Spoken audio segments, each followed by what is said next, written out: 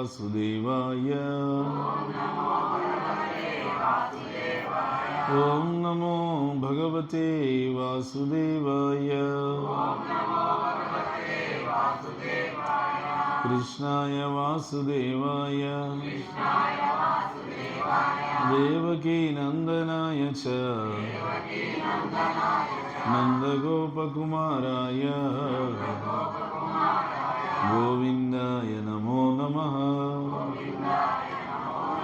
నమః పంకజనాభాయ నమః పంకజమాలినే నమః పంకజనేత్రాయ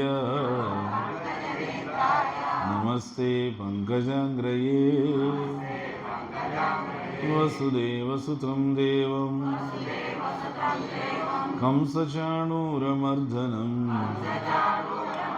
దేవకీ పరమానందం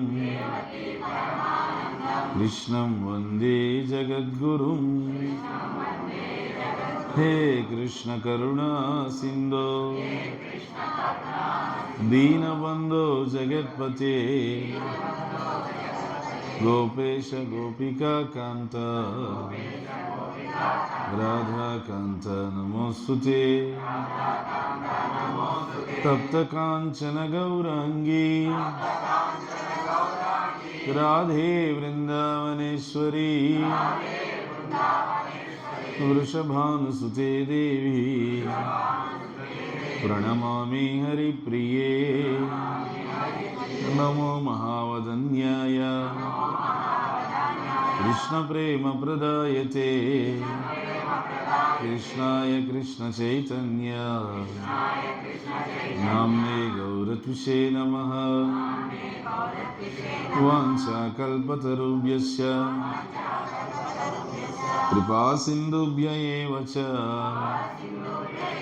పతితానాం పావనేభ్యో వైష్ణవేభ్యో నమో నమః. నమో ఓం విష్ణుపాదాయ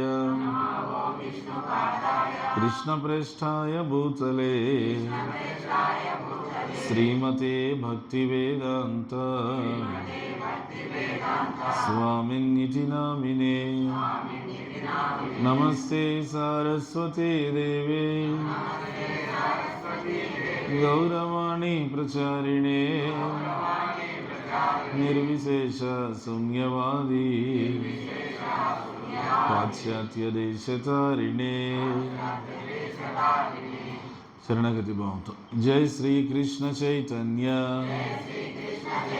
ప్రభు నిత్యానంద శ్రీ అద్వైత గదాధర శ్రీవాసాది గౌరభక్త బృంద. హరే కృష్ణ కృష్ణ కృష్ణ హరే హరే హరే రామ రామ రామ హరే హరే. హరే కృష్ణ కృష్ణ కృష్ణ హరే హరే హరే రామ రామ రామ హరే హరే. హరే కృష్ణ కృష్ణ కృష్ణ హరే హరే హరే రామ అది కాదు సుబ్బరం రామ రామ హరే హరే. హరే కృష్ణ కృష్ణ కృష్ణ హరే హరే హరే రామ రామ రామ హరే హరే. ఓకే. నీలాచల నివాసాయ నిత్యాయ పరమాత్మనే బలభద్ర సుభద్రాభ్యాం జగన్నాథాయ తే నమః. శ్రీ జగన్నాథాయ తే నమః. జై జగన్నాథాయ తే నమః. గురువు గురించి ఏం చెప్పారంటే శ్లోకము, ఓం అజ్ఞానతిమిరంధస్య జ్ఞానాంజనశలాకయ చక్షురున్మిళితం యేన తస్మై శ్రీ గురవే నమః. అజ్ఞానం అనే అంధకారంతో కళ్ళు మూసుకుపోయి ఉన్నాను నేను. జ్ఞానం అనేటువంటి వెలుగుతో నా కళ్ళు తెరిచి నాకు భగవంతుని చూపించాడు. వెలుగును చూపించాడంటే భగవద్ జ్ఞానం. భౌతిక ప్రకృతి అనేది చీకటి, భగవద్ జ్ఞానం అనేది వెలుగు. అందుకేం చెప్తారు మనకి చైతన్య చరితామృతంలో, కృష్ణ సూర్యసం మాయ హోయ్ అందక యాహాన్ కృష్ణ తాహాన్ మాయార నహి అధిక. కృష్ణుడు సూర్యుని వంటి వాడు, మాయ అంధకారం లాంటి. ఎక్కడైతే కృష్ణుడు ఉంటాడో, ఎక్కడైతే సూర్యుడు ఉంటాడో చీకటికి తావులేదు. ఎక్కడైతే కృష్ణుడు ఉంటాడో భ్రాంతికి తావులేదు, మోహానికి తావులేదు. భగవంతుడు ఎంత దయమేడంటే, ఈ ప్రపంచంలో అన్నిటికన్నా పెద్ద మోహం ఏంటంటే భగవంతుణ్ణి యథార్థంగా గుర్తించకపోవడం. హూ ఈజ్ సుప్రీం లార్డ్, భగవంతుడు ఎవరు అనేది యథార్థంగా గుర్తించకపోవడం అన్నిటికన్నా పెద్ద భ్రాంతి. చాలా భ్రాంతులు ఉంటాయి, అన్నిటికన్నా టాప్ భ్రాంతి భగవంతుడు. ఎగ్జాక్ట్లీ ఎవరు భగవంతుడు. అందుకే ప్రభుపాదులు వారు అంటారు, the last snare of maya is thinking himself God. మాయ యొక్క చివరి ఉచ్చ ఏంటంటే తనకు తాను నేనే దేవుడు అనుకోడు. తనకు తాను నేనే భగవంతుడు అనుకోడు. దేనికి? అతను చేసిన పుణ్యం వల్ల అతనికి ఏదో కొన్ని సిద్ధులో, శక్తులో, పలుకుబడో, మంది మార్పులమో, ఐశ్వర్యమో, అధికారము ఉంటే నేనే. అది అన్నిటికన్నా చివరి మా ఉచ్చంట. హరే కృష్ణ హరే కృష్ణ.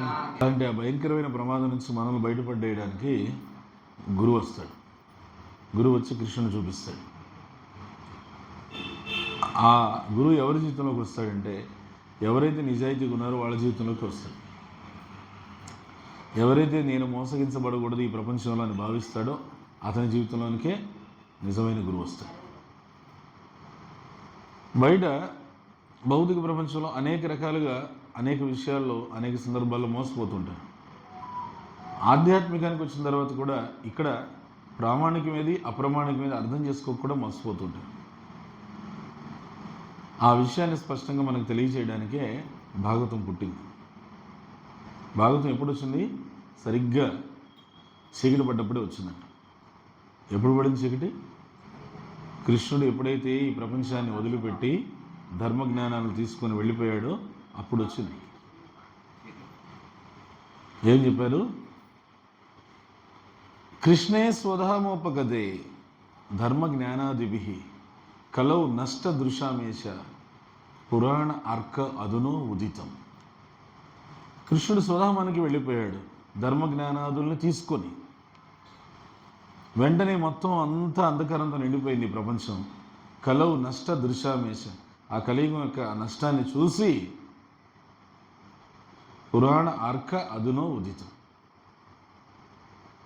పురాణం ఉదయించిందంట. ఒక పురాణం ఎలా ఉదయించిందంట?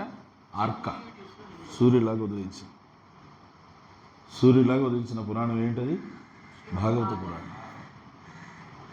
ఆ భాగవత పురాణం అనేది అంత ముఖ్యమైనది. అందుకని ఏం చెప్పారంటే మనకి ఇక్కడ శాస్త్రంలో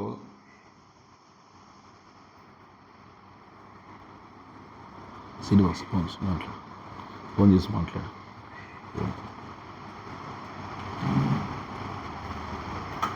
శాస్త్రంలో ఏం చెప్పారంటే దానికనే భాగవత పురాణం అనేది దేనికోసం ఉందంటే భగవంతుడు ఎవరు అనేది స్పష్టంగా తెలియజేయడం కోసం.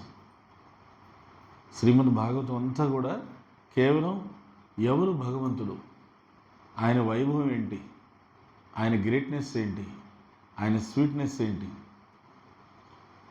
భాగవతం మనకేం చెప్తుందంటే భగవంతుని యొక్క స్వీట్నెస్ తెలుసుకునే ముందు భగవంతుని యొక్క గ్రేట్నెస్ తెలుసుకోండి. ఆయన యొక్క మాధుర్యం తెలుసుకునే ముందు ఆయన యొక్క గొప్పతనం తెలుసుకోండి. భాగవతం రాయాలనేటువంటి ఉద్దేశాలు అయితే వ్యాసదేవుడికి లేవు. ఎందుకు లేవంటే 4 వేదాలు ఇచ్చాడు, రచించాడు, 108 ఉపనిషత్తులు రచించాడు, అష్టాదశ పురాణాలు రచించాడు, ఇంకా మహాభారతం రచించాడు, వేదాంత సూత్రాలు అన్నీ ఇచ్చాడు. అన్నీ ఇచ్చి అసంతృప్తిగా ఉన్నాడు. అప్పుడు నారదముని వచ్చి సరస్వతి నదీ తీరంలో చెప్పాడు, నువ్వు కృష్ణుడి గురించి, దేవాది దేవుడైన కృష్ణుడి గురించి, ఆ కృష్ణుడికి విభిన్నమైన అవతారాల గురించి చక్కగా విషదంగా వర్ణించేటువంటి ఒక రచన నువ్వు చేయలేదు, ఇంతవరకు చేయలేదు. అందువల్ల అసంతృప్తిగా ఉన్నావు. భగవంతుడు ఎవరనేది నువ్వు స్పష్టంగా తెలియజేస్తే నువ్వు సంతోషంగా ఉంటావు, సంతృప్తిగా ఉంటావు. అంటే అందుకని భగవంతుడిని ఎవరు అనేది స్పష్టంగా తెలియజేయడం కోసమే శ్రీమద్ భాగవతాన్ని ప్రత్యేకంగా వ్యాసమహాముని రచించారు. భాద్ర పౌర్ణమి వస్తుంది. ఆ భాద్ర పౌర్ణమి రోజు, ఆ రోజున ఎవరైనా బంగారు సింహాసనంలో భాగవతాన్ని పెట్టి దానం ఇస్తే అతను ఖచ్చితంగా భగవంతుని చేరుకుంటాడు, అందులో అనుమానమే లేదు. కాకపోతే ఏంటి, బంగారు సింహాసనంలో భాగవతం పెట్టేవాళ్ళు. ఆ బంగారు సింహాసనం అంటే నేనే కూర్చున్నా దాని మీద, మళ్ళీ భాగవతాన్ని కూర్చొని ఇస్తానా? పొరపాటును కూడా మన బుద్ధులు తెలుసు ఆచార్యులకి. అందుకే అన్నారు, మీ దగ్గర బంగారు సింహాసనం అంత ఉంటే మీరు అసలు భాగవతం దగ్గరికి రారు. కానీ ఆ బంగారు సింహాసనంతో సమానమైనటువంటి దర్భాసనంలో భాగవతాన్ని పెట్టి ఇవ్వండి చాలు, భగవద్ధామం చేరుకుంటారు అని చెప్పారు. దర్భ తెలుసు కదా, దర్భాసనం మ్యాట్స్ వస్తాయి, అది దర్భాసనం అంటారు. దానిలో భాగవతాన్ని పెట్టి భాద్ర పౌర్ణమి రోజు దానం ఇవ్వాలి. తెలిసిన బంధుమిత్రులకి ఎవరికి దానం ఇచ్చినా కానీ ఆ భాగవతాన్ని ఆ ఇచ్చినటువంటి వ్యక్తి పర్టికులర్గా అతను భగవద్ధామం చేరుకుంటాడు. ఈ శ్లోకం భాగవతంలోనే ఉంది. అది నేను వచ్చినప్పుడు దాని గురించి చర్చిద్దాం. ఇప్పుడు ఆ భాగవతం చర్చ ఎందుకు నేను చెప్పానంటే, ఆధ్యాత్మిక జీవితంలోకి వచ్చిన తర్వాత కూడా మోసపూరితమైన ధర్మాల ద్వారా ఎంతోమంది మోసపోతున్నారు. ఆ విధంగా మోసపోకుండా మనల్ని రక్షించిన వారు ఎవరు అంటే శ్రీల ప్రభుపాదుల వారు.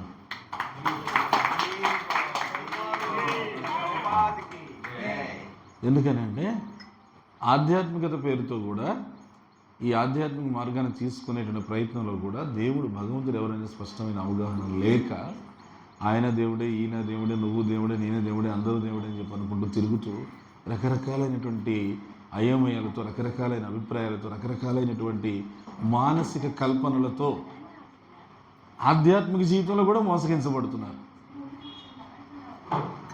అందుకనే భాగవతం మొదటి స్కందంలో మొదటి అధ్యాయం 2వ శ్లోకం ఏం చెప్తుంది?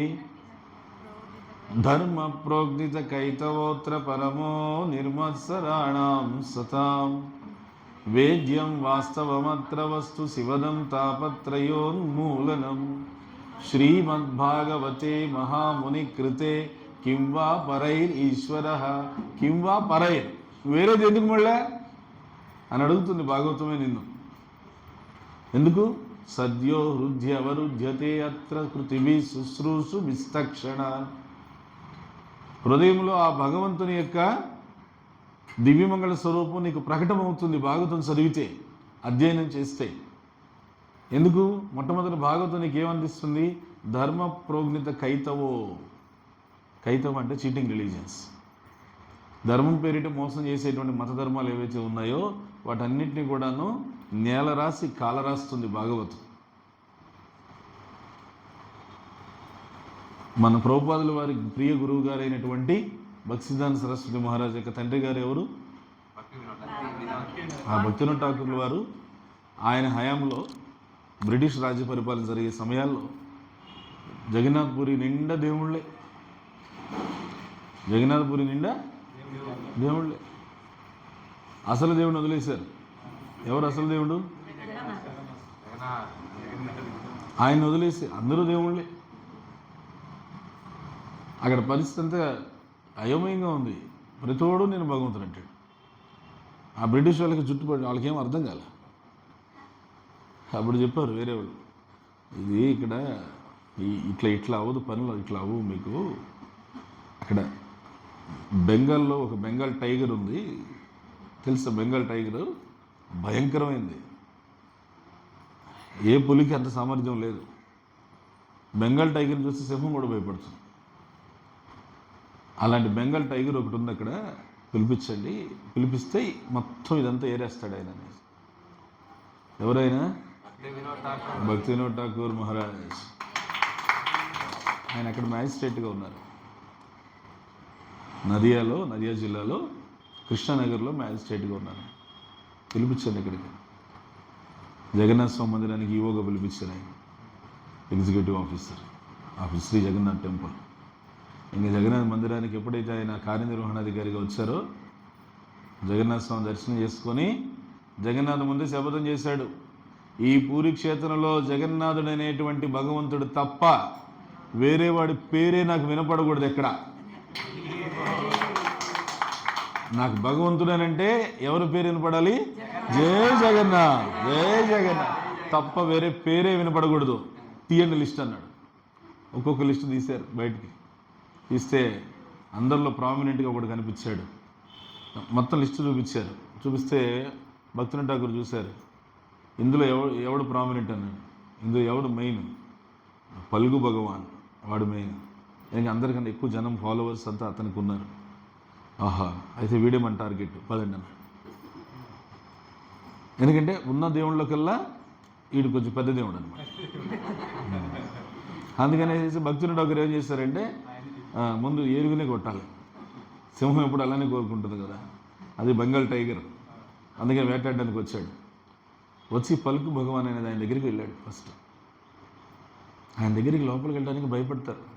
ఎందుకంటే ఆయన రోజు సాయంకాలం పూట ఆయనది ఒక ప్రదర్శన ఉంటుంది, సర్కస్ ఫిట్ లాగా. ఏమంటే కూర్చొని గాలిలో పైకి లేస్తాడు, ఎదురుగా అగ్నిగుండం ఉంటుంది, అగ్నిగుండం లోపలికి వెళ్తాడు, మళ్ళీ వస్తాడు సేఫ్గా బయటికి. అది చూసి అందరూ పక్కన ఉంటారు కదా, ఏమంటారు మామూలుగా మన పరిభాషలో తొట్టి గ్యాంగ్ అంటారు. ఉంటారు ప్రతి ఎట్టంటోడుగానే ఉంటారు.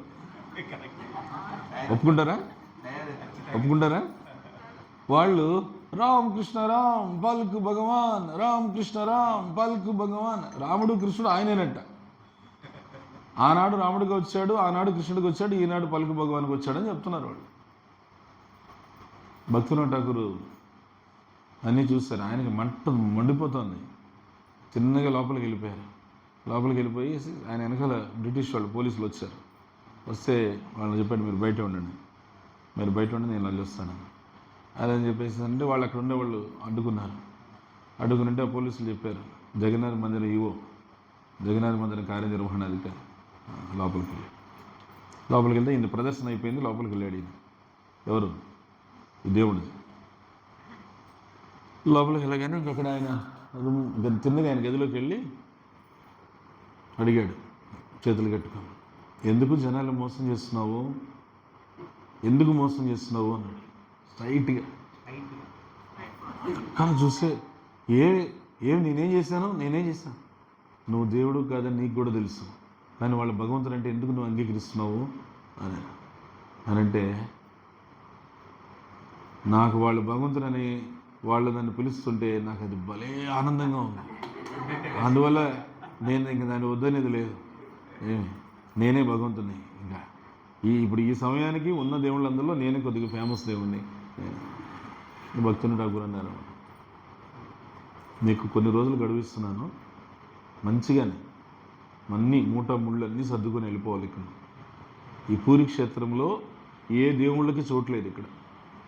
ఇక్కడ ఒకరే ఉండాలి, జగన్నాథుడు అంతే. నీకు టైం ఇస్తున్నాను, వెళ్ళిపో.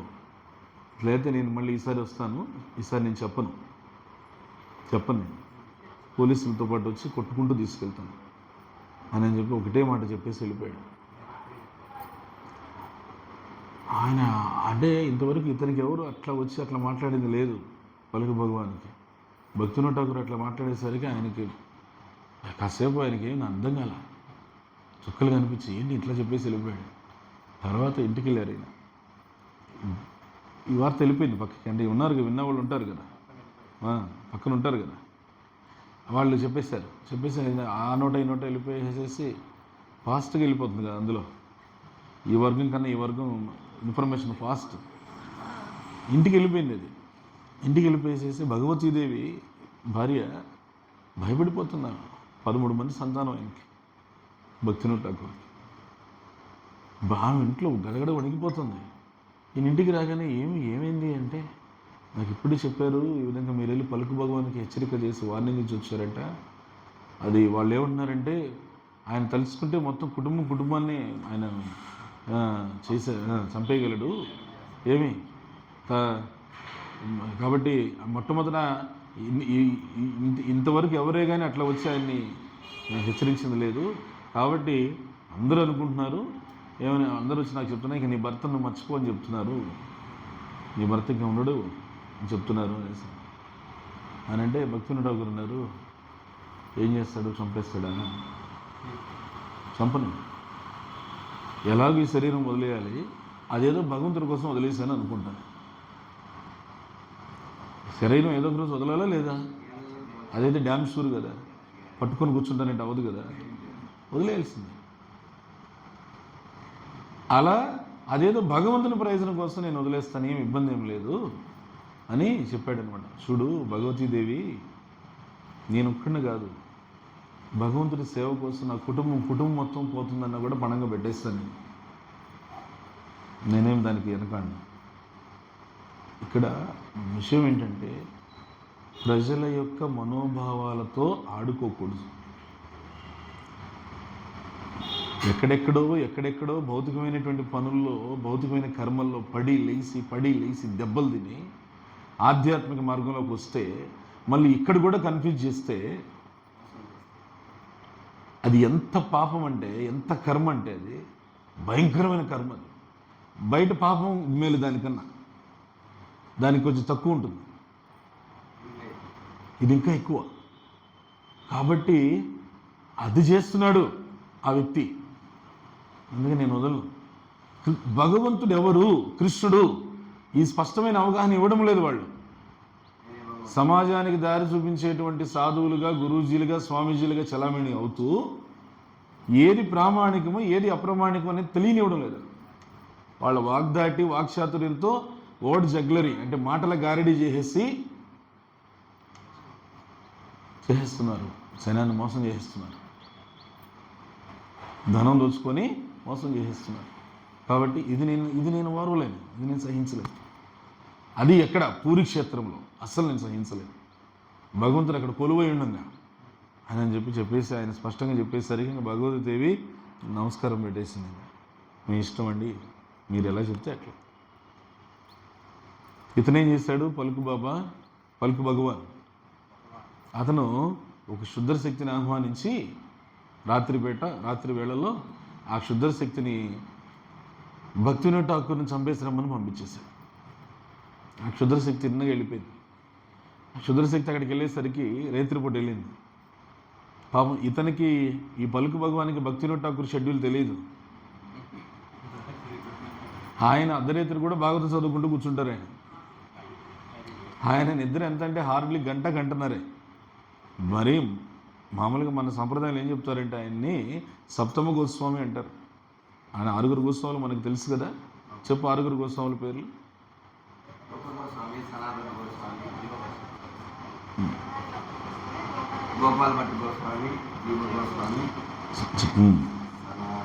చెప్పు, వెంకటేశ్వర ప్రభు చెప్పు, ఫస్ట్ నుంచి చెప్పు.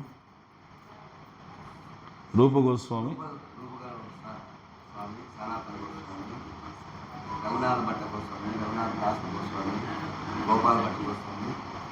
హరివో. ఈ 6 గోస్వాములు మన బ్రహ్మమత గౌడీ వైష్ణవ సంప్రదాయానికి వాళ్ళు పునాదులు. 6 గోస్వాముల తర్వాత మళ్ళీ గోస్వామిగా ఎవరిని పిలిచారంటే ఈయన్ని పిలిచింది భక్తివినోద్ ఠాకూర్. మళ్ళీ ఆయన హరివో, ఆయన గృహస్థుడై ఉండి 13 మళ్ళీ బిడ్డలకి తండ్రి అయి ఉండి గంటన్నర ఆయన షెడ్యూల్, 1.5 2 గంటలు అంతే, ఇంకా తక్కువ. అదే నిద్ర సమయం, మిగతా సమయం అంతా కూడా భగవంతుని యొక్క సేవ. అలా ఎప్పుడో భగవత్ కృపతో ఎప్పుడో బాగా భగవంతుని యొక్క సేవ అవకాశం వచ్చినప్పుడు, మనకి అత్యంత ఉత్సాహం ఉన్నప్పుడు, సాధన బాగా ఉన్నప్పుడు మనం అట్లా 1 రోజు 2 రోజులు ఉండగలుగుతాం. 3వ రోజు ఎక్కడ ఉంటాం? స్విమ్స్లోనో ఎక్కడో రొయ్యలోనో. కానీ ఆయన రోజు షెడ్యూల్ అది. ఈయన ఎప్పుడైతే క్షుద్రశక్తిని పంపించాడో ఆయన అక్కడ భాగవతం చదువుకుంటున్నారు భక్తివినోద్ ఠాకూర్. క్షుద్రశక్తి తిన్నగా వచ్చింది, చూస్తే ఆయన భాగవతం చదువుకుంటున్నారు. ఆయన చుట్టూ నారాయణ కవచం ఏర్పడింది.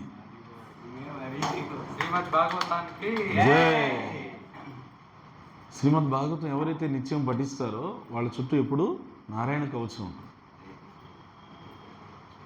ఇది భక్తుని ఠాకూర్ వారు స్వయంగా చెప్పిన మాట. ఆయన ఏమన్నారంటే, నాకు అసలు కృష్ణుడు ఎవరో తెలియదు చిన్నప్పుడు, తర్వాత కృష్ణుడు ఎవరో తెలిసిందంటే నా కృష్ణుడు భగవంతుడు అనేటువంటి విశ్వాసం బలంగా లేదు నా దగ్గర. ఏ రోజైతే నేను భాగవతం చదివానో ఆ రోజు నాకు బలంగా కృష్ణుడి మీద విశ్వాసం ఏర్పడింది. భక్తుని ఠాకూర్ చెప్పింది. ఆయన భాగవతం చదువుతుంటే నారాయణ కవచం ఏర్పడిపోయింది, క్షుద్ర శక్తి వచ్చింది. ఎక్కడొచ్చి ఏం చేసేది? ఆ నారాయణ కవచం దాటితే కదా ఆయన తాకాల్సింది. అవ్వలేదు. అవ్వకపోయేసరికి ప్రయత్నం చేసిన వీలు కాకపోయేసరికి వెనక్కి తిరిగి. ఈ క్షుద్ర శక్తులకి ఒక పద్ధతి ఉంది. వాటికి చూడు అవే నయం మనకన్నా పద్ధతి. మనకి ఏ పద్ధతి పాడులే. ఎప్పుడంటే అప్పుడు, ఎక్కడంటే అక్కడ. కానీ వాటికి ఒక పద్ధతి. అంటే నేను చెప్పేది పగలు పంతాల విషయంలో మనుషులకు ఒక పద్ధతి అంటే ఏం లేదు. ఇప్పుడు చూస్తున్నాం కదా, అర్ధరాత్రి కూడా టకాను బాంబులు అలా ఉంది. అది మరి కురుక్షేత్రం అనుకోండి, సూర్యాస్తమయం ఉందంటే శంకరామం చేస్తే ఇప్పుడు ఉదాహరణ, ఒక సైనికుడు దొరికాడు, ఈ సైనికుడికి పట్టుకున్నాడు, ఇంకా నరకపోతున్నాడు. ఈ లోపల శంఖం వినిపించింది.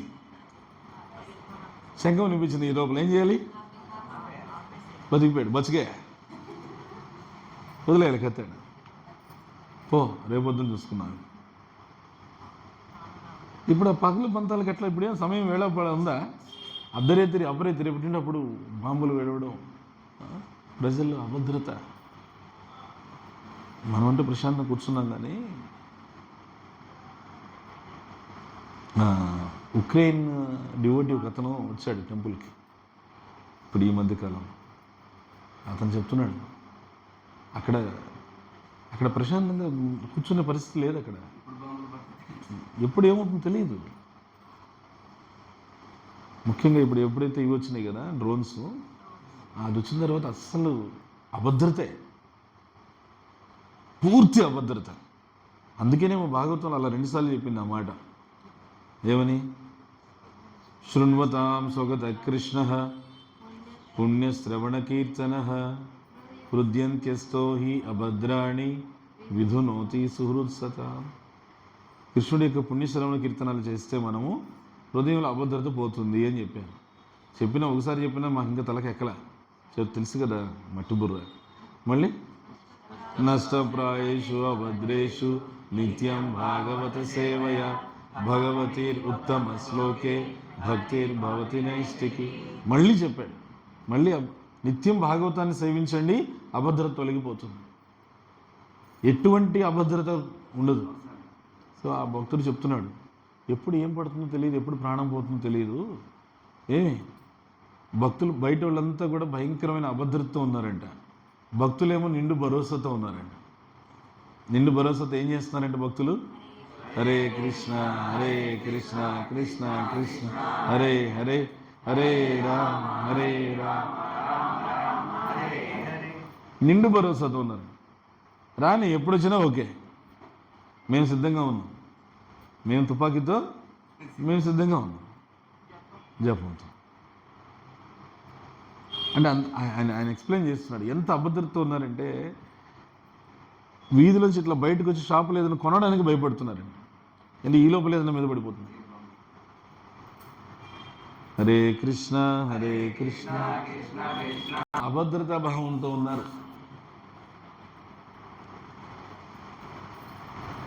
క్షుద్ర శక్తుల యొక్క పద్ధతి ఏంటంటే,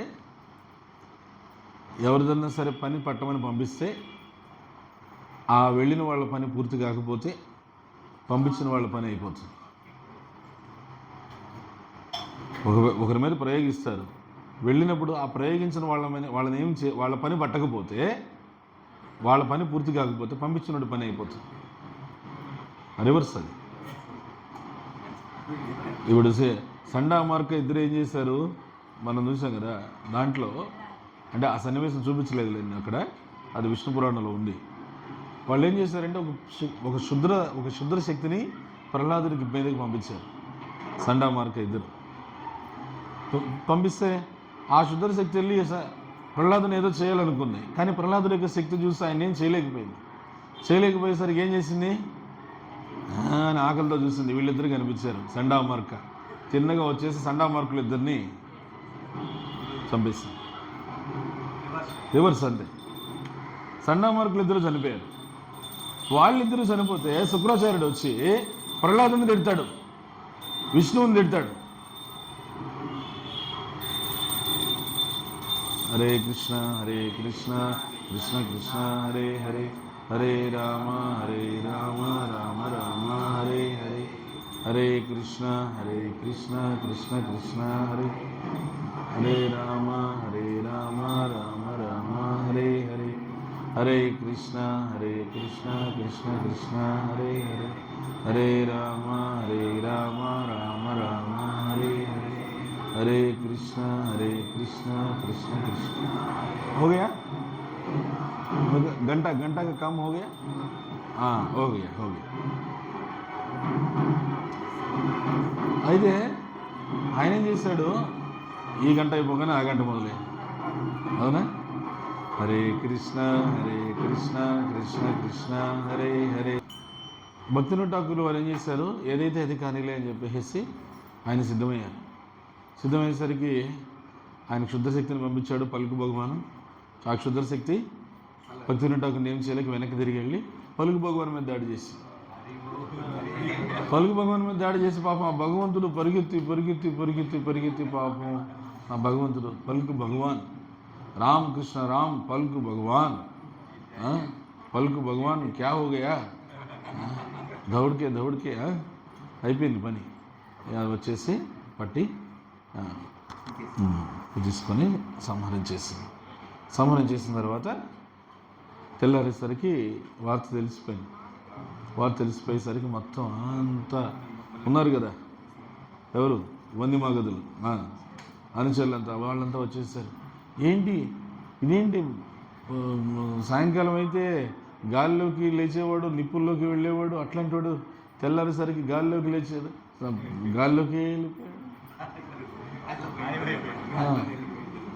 వెళ్ళిపోయాడు అని చెప్పేసి జనాలంతా భక్తిని ఠాకూర్కి విషయం తెలియగానే వెంటనే ఆయన చూడండి, ఎవడు తీసుకున్న గొత్తులో వాడే పడతాడు. అతను నా మీద ఏదో ప్రయోగం చేశాడు శక్తిని, నేను భాగవతాన్ని నమ్ముకున్నాను, కృష్ణుని నమ్ముకున్నాను, అది తిరిగి వాళ్ళకే కొట్టింది ఏమి అని చెప్పేసి వెంటనే బయలుదేరండి అని చెప్పేసి పోలీసులను తీసుకుని బయలుదేరాడు. కృష్ణ హరే.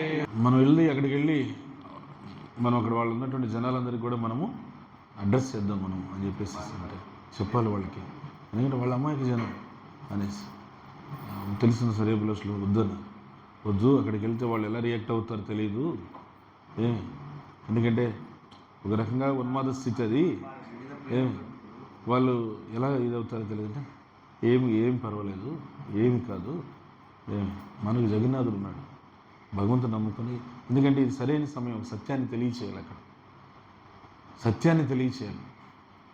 ఏమిటో సత్యం?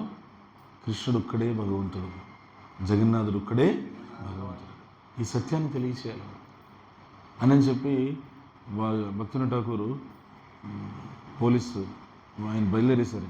నేను చెప్పాలి, ఇంకా ఆయన వెనకాల వెళ్ళి పోలీసు అంత బ్రిటిష్ పోలీసు అంతా బయలుదేరారు, ఇంకా ఎక్కువ మంది వెళ్ళారు, ఎందుకంటే అక్కడ సిచ్యువేషన్ ఆ విధంగా ఉందనేసి. వెళ్ళేసరికి ఇంకా జనాలందరూ ఏం చూసేసరికి వాళ్ళందరూ ఒకరొకరు ఈయనే మన భగవానికి పలుకు భగవానికి వార్నింగ్ ఇచ్చింది ఈయనే అని చెప్పి చెప్పుకుంటున్నారు. ఆయన భక్తుని ఠాకూర్ ఏం పట్టించుకోలే, ఆయన భాగవతం పెట్టుకొని వెళ్ళిపోయి దగ్గరికి వెళ్ళిన తర్వాత అక్కడ వేదిక మీదకి స్టేజ్ మీదకి వెళ్ళి అక్కడ ఒకసారి అందరూ వినండి అని చెప్పేసి వెనకాల పోలీసు వాళ్ళంతా వచ్చి నిలబడేసరికి అప్పుడు జనాలు సైలెంట్ అయిన తర్వాత అప్పుడు చెప్పారు భక్తుని ఠాకూర్, చూడండి మనం పవిత్రమైనటువంటి జగన్నాథపురి క్షేత్రంలో అర్థం చేసుకోవాలి ఏంటంటే జగన్నాథుడు ఒక్కడే భగవంతుడు, ఆయన తప్ప ఆ భగవాన్ అనేటువంటి పదము స్థానము ఎవరికి కూడా అర్హతే లేదు. జగన్నాథుడు ఒక్కడే భగవంతుడు, కృష్ణుడు ఒక్కడే భగవంతుడు రాముడు ఒక్కడే భగవంతుడు, ఇది ఒకటి అర్థం చేసుకోండి అని చెప్పి ఆయన వీళ్ళంతా అక్కడ ఉన్న వాళ్ళంతా మామూలుగా వాళ్ళ స్లోగన్ ఉంది కదా, రామ్ కృష్ణ రామ్ పల్కు భగవాన్ అనేసి ఆవిడ వాళ్ళందరికీ భక్తుని ఠాకూర్ చెప్పారనమాట. ఎంత చక్కగా రామకృష్ణ రామ భయ్యా రామకృష్ణ రామ రే రామకృష్ణ రామ భయ్యా कृष्ण ही भगवान रे राम कृष्ण राम भैया राम कृष्ण राम रे राम कृष्ण राम भैया कृष्ण ही भगवान रे.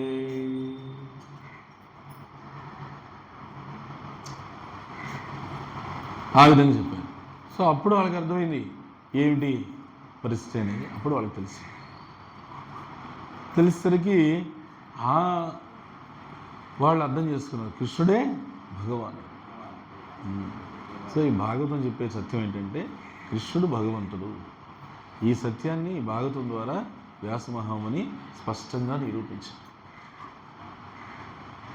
స్పష్టంగా నిరూపిస్తూ ఆయన ఏమంటున్నారంటే ఏతేచ అంశకళ ఏతేచ అంశకళ ఇంద్రారి వ్యాకులం లోకం మృడయంతి యుగే యుగే కృష్ణస్తు భగవాన్ స్వయం. ఇది భాగవత వాక్యం. కృష్ణస్తు భగవాన్ స్వయం. కృష్ణుడు స్వయం భగవానుడు అనేటువంటి ఈ సత్యాన్ని ఎవరైతే స్పష్టంగా అర్థం చేసుకుంటారో వాళ్ళకి అప్పుడు కృష్ణుడి గొప్పతనం అర్థమవుతుంది. తర్వాత ముందు కృష్ణ అనే గ్రేట్నెస్, తర్వాత కృష్ణ యొక్క స్వీట్నెస్ అర్థమవుతుంది. హరే కృష్ణ కృష్ణ కృష్ణ. అప్పుడు ఆయన అంటే అంత ధైర్యంగా వాళ్ళ మధ్యలోకి వెళ్ళిపోయే విషయం చెప్పాడు. ఇది భాగవత సిద్ధాంతం యొక్క ముఖ్యమైనటువంటి సూత్రము. కృష్ణుడు భగవంతుడని అర్థం చేసుకోవాలి. అందరూ ఏమనుకుంటున్నారు, అందరు దేవీ దేవతల్లాగా కృష్ణుడు కూడా ఒక దేవుడు. అందరు దేవీ దేవతలు ఎట్లయితే ఆవిర్భవించారో, వాళ్ళకి ఎట్లయితే పుట్టినరోజులు వేడుకలు చేస్తున్నారో, కృష్ణుడికి కృష్ణ జయంతి కూడా అంతే, కృష్ణాష్టమి కూడా అంతేనా? అరే బాబు, కృష్ణుడు దేవకి గర్భంలోకి రాగానే దేవకి నిండు పున్నమిలాగా ప్రకాశిస్తుందంట ఆ జైలు గది చీకట్లో కూడా. అప్పుడు ముక్కోటి దేవతలంతా వచ్చి దేవకికి నమస్కరిస్తున్నారు. ఎందుకు? భగవంతుని మోస్తున్నది కాబట్టి. అంతేనా? ఇప్పుడు నిందాడు అక్కడ భగవంతుని మోసుకుంటూ వస్తే భగవంతుని ఎవరైతే మోసుకుంటూ వచ్చారో వాళ్ళకి పాదాల మీద నీళ్లు పోస్తున్నారు. అదేనే నేను చేసింది. అలా భగవంతుని మోస్తున్నామే దేవకి. అందుకని దేవతలంతా వచ్చి ఆమెకి స్తుతి చేశారు. స్తుతి చేసి భగవంతుణ్ణి మోసేటువంటి ఒక గొప్ప భాగ్యం నీదమ్మా అని చెప్పేసి అక్కడ సుఖదేవ్ గోస్వామి చెప్తున్నారు, ఈమె ఎంత భాగ్యవంతురాలంటే ఇట్లా భగవంతుని 3 సార్లు మోసింది. గర్భంతో భగవంతుని 3 సార్లు మోసింది. ఎందుకంటే భగవంతుని ఆ విధంగా ఆమె ప్రార్థన చేసింది ఆ దంపతులు ఇద్దరు. అందుకని వాళ్ళు పురుషుని సుతపులుగా ఉన్నప్పుడు భగవంతుడు పురుషుని గర్భుడుగా వచ్చాడు. వాళ్ళు ఆదితి కశ్యపులుగా ఉన్నప్పుడు భగవంతుడు వామనమూర్తిగా వచ్చాడు. వాళ్ళు దేవకి వసుదేవులుగా ఉన్నప్పుడు అదే భగవంతుడు కృష్ణుడిగా స్వయం భగవానుడే వచ్చేసాడు. కృష్ణ గర్భుడును వామనమూర్తి భగవంతుడి అవతారాలు. కృష్ణుడు స్వయం భగవానుడు వచ్చి ఎన్ని అద్భుతమైనటువంటి లీలలు చేశాడు. ఇది మనకి భాగవతం ఏమని వివరిస్తుందంటే చాలా ఇంపార్టెంట్ ఇది. ఎప్పుడైతే బలరాముడు సంకర్షణుడు దేవకి గర్భంలో వచ్చి తర్వాత రోహిణి గర్భానికి వెళ్ళిపోయాడో ఆయన ఏం చేశాడంటే వచ్చి దేవకి గర్భాన్ని శుద్ధి చేశాడు. వచ్చి వెళ్ళాడు కదా. ఈ 6 మంది శత్రువులు వీళ్ళంతా. ఈ 6 మంది కామము, క్రోధము, లోభము, అసూయ, ద్వేషము, మదమోహం. వీళ్ళు వెళ్ళిపోయిన తర్వాత గురువు వచ్చి బలరాముడు వచ్చి శుద్ధి చేసి వెళ్ళాడు. భగవంతుడి ఆహ్వానానికి సిద్ధం చేసి పెట్టి వెళ్ళాడు. అప్పుడు భగవంతుడు ఎలా వచ్చాడంటే వసుదేవుని హృదయము నుండి వసుదేవుని హృదయం నుండి, బాగా వినండి, వసుదేవుని హృదయం నుండి దేవకి యొక్క మనస్సులోకి ప్రవేశించి, దేవకి మనస్సు నుండి దేవకి యొక్క హృదయంలోకి ప్రవేశించి, ఆ విధంగా దేవకి అక్కడ నిండు పౌర్ణమిలాగా కనిపిస్తుంది. అష్టమి ఎప్పుడైతే వచ్చిందో, ఏమష్టమిది? బహుళాష్టమి. ఏం బహుళాష్టమి? శ్రావణ బహుళాష్టమి. ఆ శ్రావణ బహుళాష్టమి రోజున అర్ధరాత్రి గడియల్లో భగవంతుడు ఆవిర్భవించాడు. హరి హరి ఓ. భగవంతుడు ఆవిర్భవించగానే ఆ మొత్తం ఆ గదంతా వెలుగుతో నిండిపోయింది. దేవతలంతా స్తుతిస్తూ ఉన్నారు. మళ్ళా దేవకి వసుదేవుల యొక్క సంఖ్యలు తెగిపోయాయి. ఆ అష్టమి స్థితి చాలా అశుభ స్థానాలతో ఉంది. అవన్నీ కూడా శుభస్థానాలకు వచ్చేసినాయి. అంటే అన్ని అపసవ్య దిశలో తిరుగుతున్నాయి. భగవంతుడు పుట్టే సమయానికి, భగవంతుడు పుట్టగానే అవన్నీ కూడా ఆగ స్వామి వచ్చాడు భూమండలానికి, భగవంతుడే భూమండలానికి వచ్చాడు రా, మనం ఇప్పుడు ఏంటి, ఎలా తిరగాలి మనం శుభ గడియల్లో అని చెప్పేసి మళ్ళీ అవి శుభస్థానాల్లో తిరిగి అంత పండుగ వాతావరణం వచ్చేసింది. రేపల్లె బృందావనమే కాదు, సమస్త సృష్టి పండుగ వాతావరణం వచ్చింది. ఎందుకంటే భగవంతుడు ఆవిర్భిస్తున్నట్టే దేవీ దేవతలు మొదలుకొని అందరూ, మునులు, ఋషులు అందరూ కూడా స్తుతి చేస్తున్నారు. అందరికీ సంతోషం అయిపోయింది, చాలా ఆనందం అయిపోయింది. అప్పుడు భగవంతుడు ఆయన ఎలా ఆవిర్భవించాడు? దేవకి, మనకి భాగవతం స్పష్టంగా చెప్తుంది, దేవకి హృదయం నుండి ఆవిర్భవించాడు. మనమందరం జన్మ తీసుకున్నట్టుగా కాదు,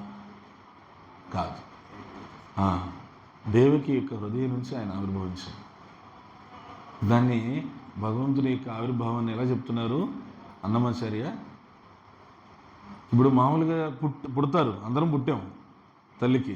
పుట్టగానే ఏం పరిస్థితి? తల్లి ప్రేగుతో, ఉమ్మ నీరుతో, తలకిరిందులుగా. ఇది ఏ సామాన్య జీవైనా జన్మ తీసుకుంటే. మరి భగవంతుడు పుట్టి అప్పుడే చతుర్భుజాలు శంకు చక్రాలు ఎట్లు ధరించెనే ఈ కృష్ణుడు. అప్పుడు పుట్టి అప్పుడే శంకు చక్రాలు, అప్పుడే డెకరేషన్ కావాలంట, అప్పుడే అలంకారం కావాలండి. చూడు, అప్పుడే పుట్టి క్షణమైందో లేదో అప్పుడే నగలు కావాలి, అప్పుడే అలంకారాలు కావాలి. అంటే అన్నీ రెడీగా పెట్టుకోవాలి. డ్రెస్సు, నగలు, పూలమాలలు అన్నీ, శంకు చక్రాలు అవి కూడా రెడీగా ఉంటాయి. స్వామి ఎప్పుడు వస్తాడో టక్కన అతుక్కుపోదాం చేతికి అనేసి. అవునా? అదే ఇక్కడ మనకు చెప్తున్నారు ఏంటంటే, పుట్టి అప్పుడే చతుర్భుజాలు శంఖ చక్రాలు. చతుర్భుజాలు శంఖ చక్రాలు ఉన్నాయి యాక్చువల్గా. అది దేనికి ఇండికేషన్ అంటే, ఆ పుట్టినవాడు ఎవరో మీరు కన్ఫ్యూజన్ అవ్వద్దు, ఆయన స్వయంగా విష్ణువే. ఆయన వచ్చినవాడు ఎవరో కాదు, స్వయంగా విష్ణువే. ఎందుకంటే ఇప్పుడు దాకా వాళ్ళకి వచ్చిన వాళ్ళంతా కూడా ద్విభుజ, అంటే రెండు చేతులతోనే వచ్చారు. ఏమి అవునా కదా? కానీ ఇప్పుడు వచ్చినవాడు 4 చతుర్భుజాలతో వచ్చాడు. అక్కడే తెలిసిపోయింది. భగవంతుడు అందుకే ఏం చెప్పాడు? భగవద్గీత 4వ అధ్యాయం 9వ శ్లోకంలో, జన్మ కర్మ చమే దివ్యం ఏవం యో వేత్తి తత్వతః త్యక్త్వా దేహం పునర్జన్మ నైతి మామేతి సో అర్జున. భగవంతుని యొక్క జన్మ, భగవంతుని యొక్క కర్మ అత్యంత దివ్యమైనవి. ఏవం యో వేత్తి తత్వతః త్యక్త్వా దేహం.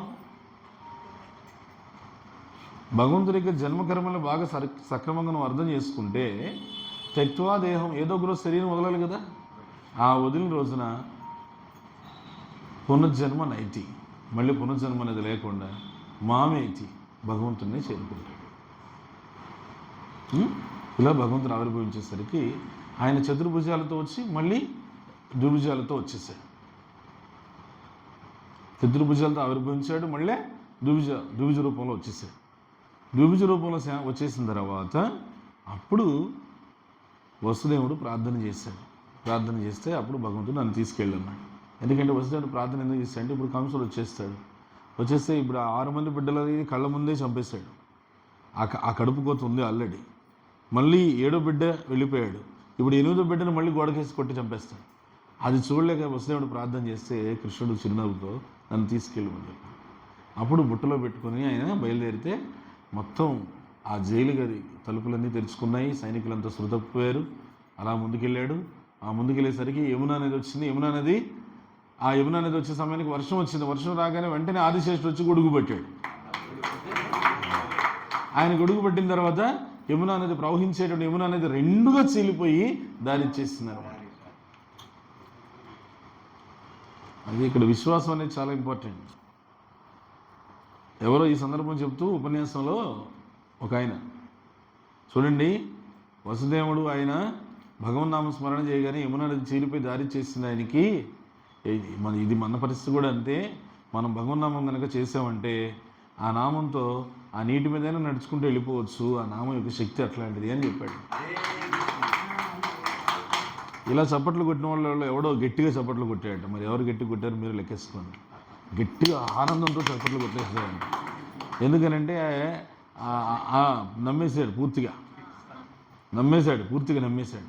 నమ్మేసి మరుసటి రోజున ఆశ్రమానికి పాలు తీసుకొచ్చాడు. మామూలు సమయానికన్నా కూడా గంట ముందు వచ్చేసాడు. ఏమయ్యారు మామూలు సమయానికన్నా గంట ముందు వచ్చేసావనంటే, అయ్యగారు మీరు చెప్పిన ఉపన్యాసం విన్నాను, ఆ ఉపన్యాసం నాకు బాగా పనిచేసింది అండి. ఏం పని చేసింది? మీరు చెప్పారు కదా, అందులో భగవన్నామం కృష్ణనామం పలికితే ఆ నది దారి చేస్తుంది అనేసి మీరు ఆ యమునా నది లేని చెప్పారు కదా, కృష్ణయ్యకు యమునా నది దారి చేస్తుందని చెప్పారు కదా వసుదేవుడికి. అలా నేను కూడా ఏం చేశాను, మీరు చెప్పినట్టుగా హరే కృష్ణ కృష్ణ కృష్ణ హరే హరే హరే రామ్ రామ్ రామ్ హరే హరే అనే నామాన్ని చెప్పుకుంటూ ఉంటే నేను ఆ నీటి మీద నేను నడుచుకుంటూ వచ్చేసాను. పడవెక్కి అంత ఆలస్యం లేకుండా తొందరగా వచ్చేసాను నేను అని చెప్పేసి. అంతే, సేమ్ ఇట్లా నోరు తెరిచిన ఎవరు ఉపన్యాసం చెప్పిన అవునా, నాకే లేదే అంత నమ్మకం అని చెప్పేసి ఏది చూద్దాం పద అని చెప్పేసి తీసుకెళ్ళాడు. తీసుకెళ్తే ఆయన నమస్కారం, యమునా నదికి అమ్మా తల్లి యమునా తల్లి, మీ కృష్ణయ్య పేరు చెప్పి దానికి దారిచ్చి నాకు పైన నన్ను నడిపించుకుంటూ తీసుకొచ్చావు కదా, ఏమి అది ఈయన అడుగుతున్నారు, అందుకని మళ్ళీ ఒక్కసారి ప్రయత్నం చేస్తానమ్మా అని చెప్పి కృష్ణుడు తలుచుకుంటూ మళ్ళీ నడిచాడు, పైన నడిచేశాడు. ఈసారి ఈయన చూస్తుండగానే 4 అడుగులు లోపలికి వెళ్ళేసి వచ్చాడు. రే ఇదేదో నేను కూడా ప్రయత్నం చేస్తానని చెప్పేసి ఇతను కూడా అక్కడికి వెళ్ళి నది దగ్గరికి వెళ్ళేసి ఏమి కృష్ణ కృష్ణ కృష్ణ అంటూ వెళ్ళాడు. కృష్ణ పైకి వెళ్ళాడు, లోపల మునిగిపోతానే వెళ్ళాడు. భగవంతుడు నువ్వు పైన పెదాలతో పలికేటువంటి శబ్దం వినడు, నీ లోపల గుండె శబ్దం ఒకటి ఉంది అంతరాత్మ, అది ఆ శబ్దాన్ని వింటాడు ఆయన. ఈయన పైకేమో కృష్ణ లోపల మునిగిపోతా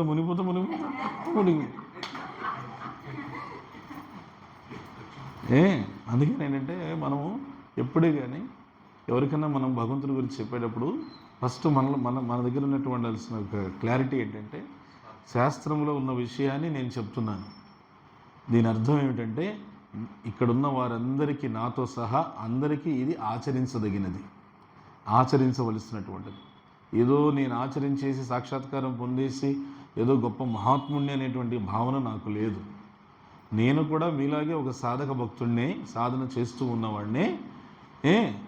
ఆ సాధన చేసేటువంటి క్రమంలో సాధన అనేటువంటిది నేను అనేక సంవత్సరాల అభ్యాసం మీద నాకు కాస్త అలవాటైంది కాబట్టి ఆ సాధన ఏ విధంగా చేయొచ్చు, తద్వారా భగవంతుని ఎలా తెలుసుకోవచ్చు అనేది ఈ కొన్ని సంవత్సరాల అనుభూతి ఎక్స్పీరియన్స్ ఉంది కాబట్టి దాన్ని మీతో పంచుకుంటున్నాను అంతే. ఈ క్లారిటీ ఉండాలి. రెండోది, ఏవైతే మనం పలుకుతున్నామో ఏవైతే వింటున్నామో ఏదో ఒక రోజు ఇవి సాక్షాత్కారం పొందే దిశగా అడుగులు పడేటట్టు చెయ్యి అని చెప్పి కృష్ణుడికి వేడుకోవాలి. ఆ విధంగా ఏమంటే దారి చేసింది. వసుదేవుడు కృష్ణుడు తీసుకొని యమునా నది దాటేసి నందమహారాజు ఇంటి దగ్గరికి వెళ్ళాడు. నందమహారాజు అప్పుడు రేపల్లె బృందావనం అక్కడున్నాడు. వెళ్ళి ఆయన అక్కడ యశోదమ్మ దగ్గరికి వెళ్ళిన తర్వాత ఇక్కడ ఏం జరిగిందంటే, ఎప్పుడైతే ఇక్కడ దేవకి కృష్ణుడు ఆవిర్భవించాడో అదే సమయానికి బృందావనంలో యశోదమ్మకు యోగమాయ ఆవిర్భవించింది. కృష్ణుడు ఆవిర్భవించినటువంటి కాసేపటికి ఆమె ఆడ శిశువుకి జన్మనిచ్చింది. ఈయన ఏం చేశాడు, భగవంతుని ఆదేశానం ప్రకారంగా వసుదేవుడు ఆ శిశువు కృష్ణుణ్ణి అక్కడ ఉంచేసి యశోదమ్మ దగ్గర, యశోదమ్మ గ్రంథ శిశువుని తీసుకుని బుట్టలో పెట్టుకుని మళ్ళీ వెనక తెచ్చేసేసి యథావిధిగా వచ్చేసాడు. ఈయన లోపలికి వచ్చే కొద్దీ తలుపులు మూసుకుంటూ వచ్చేసినాయి. లోపలికి వచ్చేసాడు, బందీగా ఉండిపోయాడు, గొలుసులు పడిపోయినాయి. తెల్లారేసరికి ఆ తెచ్చిన ఆడ శిశువు గట్టిగా ఏడ్చింది. ఆ ఏడుపుకి టక్కున అప్పుడు కాపల బొడ్డలకి మెలకు వచ్చింది. అప్పుడు దాకా మంచి నిద్ర తీశారు వాళ్ళు, కృష్ణుడు పుణ్యమాని. ఆ వాళ్ళ మెలకులకు వచ్చి వాళ్ళు వెంటనే కంసుడు చెప్పడం, కంసుడు రావడం, చూడడంతోనే అమ్మో అష్టమ గర్భమే నా మృత్యు అని చెప్పి పరిగెట్టుకుంటూ వెళ్ళి అమాంతం పట్టుకొని గోడకేసి కొట్టాడు. అలా కొట్టగానే గోడకి తగలకుండా ఆకాశంలోకి వెళ్ళిపోయేసి శంఖచక్రాలు, దశవిధ ఆయుధాలు, దశహస్తాలు, ఏమి మహామాయే శ్రీపీఠే స్వరపూజితే ఉన్నాయి కదా శంఖచక్ర, అట్లా ఏమైందంటే అన్ని ఆయుధాలతో అక్కడ మహామాయ ప్రకటమైంది. చిన్న యోగమాయే కంసుడు స్పర్శ చేత మహామాయగా మారిపోయింది, హెచ్చరించింది. అప్పుడు భాగవతం చెప్తుంది, ఆమెను అందరూ ఏమైనా కీర్తిస్తారు అని అంటే వైష్ణవి, శాంభవి, దుర్గా, పార్వతి, రకరకాల పేర్లు, శారద ఉన్నాయి. ఈ పేర్లన్నింటితో కీర్తిస్తారు అని చెప్పేసి అందుకని మనం ఎప్పుడైనా దుర్గాదేవిని, పార్వతీదేవిని మనం చూసినప్పుడు మనం ఏమని భావించాలి, భగవంతుని యొక్క సోదరి వైష్ణవి మాత, అక్కడ కాశ్మీర్ జమ్మూలో అర్థం చేసుకో. అలానే భగవంతుడి యొక్క ఆవిర్భావంలో బాగా గుర్తుపెట్టుకోవాల్సింది ఏంటంటే, మన జీవితాల్లో కూడా కృష్ణుడు ఆవిర్భవిస్తే చీకటి కాస్త వెలుగుగా మారిపోతుంది. ఇప్పుడు మీరు కృష్ణుడు ఆవిర్భవించినటువంటి సమయం ఏంటి చెప్పండి, అర్ధరాత్రి. అది మామూలుగా అశుభం. కృష్ణుడు ఆవిర్భవించాడు కాబట్టి సర్వశుభం. స్థలం ఏంటి చెప్పండి, జైలు. మామూలుగా జైలు అనేది అశుభం, కానీ భగవంతుడు ఆవిర్భవించాడు కాబట్టి శుభం. గడియలు దుష్టగ్రహాలు, అష్టమ గడియలు, కానీ భగవంతుడు ఆవిర్భవించాడు కాబట్టి శుభ గడియలు. గడియ అశుభం కాస్త శుభమైంది. స్థానము, ప్రదేశము, సందర్భం అన్నీ మారిపోయింది. సేమ్ భగవంతుడు తన అవతరంలోనే చెప్పేస్తున్నాడు ఏమంటే, నేను వస్తే ఇలానే ఉంటుంది. అది జైలైనా మనిషి జీవితం అయినా, మన జీవితంలో కూడా కృష్ణుడు వస్తే ఏమవుద్ది, ఎన్ని అశుభాల్లో ఉన్నా శుభాలు. అదే కృష్ణుడు భగవద్గీత 9వ అధ్యాయం మొదటి శ్లోకంలో చెప్తున్నాడు ఏమని, ఇదంతు తే గుహ్యతమం ప్రవక్ష్యామ్యన సూయవే జ్ఞానం విజ్ఞాన సహితం యజ్ఞాత్వా మోక్షశే అశుభాత్. అన్ని విధాలైన అశుభాల నుంచి నువ్వు విముక్తి చెందుతావు అర్జున. నేను చెప్పేటువంటి అత్యంత రహస్యమైన ఈ భగవద్గీత జ్ఞానాన్ని చక్కగా నువ్వు అర్థం చేసుకోగలుగుతావు. ఎందుకంటే నీకు నా మీద అసూయ లేదు. అసూయ ఉన్నవాడికి భగవద్గీత అర్థం కాదు. మనం రోజు ప్రాధాన్యపడాల్సింది ఏంటంటే, భగవంతుణ్ణి ఆ అసూయ అనేది నా నుంచి తీసేసాయి, ఎవరి పట్ల వద్దు నాకు. ఎందుకంటే ఇప్పుడు రాక మానవ జన్మ వచ్చి లేక భక్తి అనేటువంటి బీజం వస్తే మనం ఇంక దగ్గరుండి దాన్ని పాడు చేసుకుంటామా? ఆ భక్తి బీజాన్ని వృక్షం చేసుకొని 10 మందికి నీడనిచ్చి మనం ఉండాలి. కానీ అందుకని ఎలాంటి పరిస్థితుల్లో కూడా ఏ ఒక్కరికి నేను ఎలాంటి పరిస్థితుల్లో వాళ్ళకి అపరాధం చేయకూడదు అనేది, అక్కడ మనం అసూయ ఉండకూడదు ఎవరి పట్ల అనేది ప్రార్థన చేయాలి. ఎందుకంటే కృష్ణుడు చెప్తున్నాడు, అసూయ లేదు కాబట్టి నీకు చెప్తున్నాను అర్జున అంటున్నాడు. అంటే మనకు కూడా అదే ఇండికేషన్. మీకు అసూయ లేకపోతే నేను చెప్పే భగవద్గీత అర్థం అవుతుంది. అసూయ ఉంటే నువ్వు ఎంతైనా చదువు ఎంతైనా చెప్పు, నీకు అర్థం కాదు. ఎందుకంటే లోపల ఆ విషయం ఉంది, అర్థమైంది. సో ఆ విధంగా కృష్ణుడు ఆవిర్భవించి ఆయన మళ్ళీ బృందావనం వెళ్ళిపోయాడు. ఇక్కడేమో ఈమె యోగమాయ తపస్సు చేయడానికి వెళ్ళిపోయింది, మహామాయగా మారి. మళ్ళీ ఆమె తపస్సు చేసి యోగమాయగా మారి మళ్ళీ సుభద్రాదేవిగా ద్వారకకు వచ్చేసింది. అందుకే సుభద్రాదేవి యొక్క ప్రస్తావన ఈ మధ్యలో ఎక్కడ లేదు, తిన్నగా డైరెక్ట్గా ద్వారక వచ్చేసింది. అక్కడ ద్వారకలు ఎవరెవరు ఉన్నారు, జగన్నాథుడు, బలదేవుడు, కృష్ణుడు, బలరాముడు, సుభద్రాదేవి ఉన్నారు. ఇది కృష్ణుడు యొక్క అవతరణ గురించిన ప్రధానమైనటువంటి ఘట్టం. భగవంతుడు ఎలా ఆవిర్భవించాడు, ఎందుకు ఆవిర్భవించాడు? పరిత్రాణాయ సాధూనాం వినాశాయ చతుష్కృతాం ధర్మ సంస్థాపన. భగవంతుడు స్థాపించాలనుకున్నటువంటి ధర్మం ఏమిటి? శరణాగతి ధర్మం. సర్వధర్మాన్ పరిత్యజ్య మామేకం శరణం వ్రజ అహం త్వాం సర్వపాపేభ్యో మోక్షయిష్యామి మాస్. అన్ని భౌతికమైన ధర్మాలను పక్కన పెట్టు, నాకు శరణాగతి పొందు, ఖచ్చితంగా నువ్వు నా అనుగ్రహం చేత నన్నే చెందుతావు. సర్వ పాపాలు కూడా అహం త్వాం సర్వపాపేభ్యో. భగవంతుడు ఎంత దయామేడు చూడండి, నీ పాపాలన్నీ నేను తీసుకుంటాను ధైర్యంగా చెప్తాను. ఇంట్లో వాళ్ళే తీసుకోలేక బాధపడిపోయేసి రత్నాకరుడిని అడిగాడు నారదముని, ఇన్ని జంతువులు చంపుతున్నావు కదా, ఇన్ని జంతువులు చంపి తింటున్నావే, ఈ కర్మ వాటి కుటుంబాలు ఎంత బాధపడతాయి? మీ ఇంట్లో ఎవరైనా ఒకరు పోతే మీకు ఎంత బాధ? అలాంటిది మరి అన్ని జీవులు చంపి తింటున్నారు, వాటి కుటుంబాల్లో ఉన్న జీవులు ఎంత బాధపడతాయి? అది ఆ కర్మ ఎవరు తీసుకుంటారు? మా ఇంట్లో వాళ్ళ కోసం చేస్తున్నా నేను, వాళ్ళే తీసుకుంటారు అని అన్నాడు రత్నాకరుడు. అవునా, నేను ఇక్కడే ఉంటా, ఈ చెట్టు కింద ఇక్కడే నిలబడి ఉంటా, మీ ఇంట్లో వాళ్ళు నీ పాపక్రమ ఎవరు తీసుకుంటారో ఆ మహానుభావుడిని ఆయన ఒకసారి దర్శనం చేసుకుంటా, తీసుకురా అన్నాడు. ఇక్కడే ఉంటావు కదా జాగ్రత్తగా? ఖచ్చితంగా ఇక్కడే ఉంటా, పారిపోవు కదా నువ్వు. అరే బాబు నేను ఎక్కడికి పారిపో, నువ్వు తీసుకురా. రత్నాకరుడు గబగబ పోయి ఇంటికి పోయి భార్యతో అంటున్నాడు, ఏమే నేను ఎన్నో జీవాలను చంపుతున్నాను, ఏమి ఆ కర్మ పాపకర్మ నువ్వు తీసుకు. భలే ఉన్నాడు. ఎవరు కట్టుకోమన్నారు? కట్టుకున్న పాపానికి తెచ్చి అంటే ఈ పాపకర్మ తీసుకో, అది ఎంతలేదు. సరిపోయిన పిల్లల దగ్గరికి వెళ్ళారు, వాళ్ళ దగ్గర మీరన్నా తీసుకుంటారు ఈ కర్మ అని అంటే, మాకు నువ్వు తెచ్చిచ్చినా నువ్వంతవరకు మేము తిన్నంత వరకు, మేము ఉన్నంత వరకు, అందుకని నీ తర్వాత నీ దారి అనేది మా దారి. బాధ అయింది, దుఃఖం వచ్చింది, చాలా దుఃఖం వచ్చింది.